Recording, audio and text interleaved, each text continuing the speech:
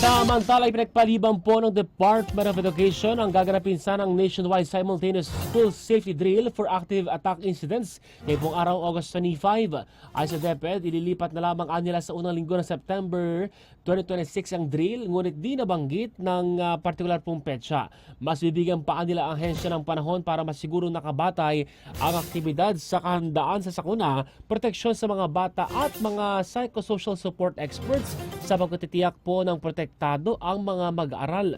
Magiging age-appropriate at trauma-informed daw ang ini-reschedule drill na tututukan ng kaligtasan at recovery para maiwasan ang makatotohanang simulations na maaari pong magdulot ng takot.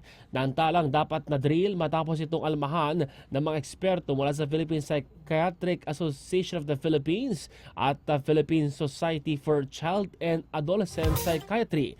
Walaan nilang kasing ebidensya na makapagsasabing mababawasan ng hyper-realistic violence ang bilang ng mga masasaktan o magiging mapigilan ang insidente. Ngunit may pruwebang makapagdudulot ito ng matagalang pinsala sa kaisipan.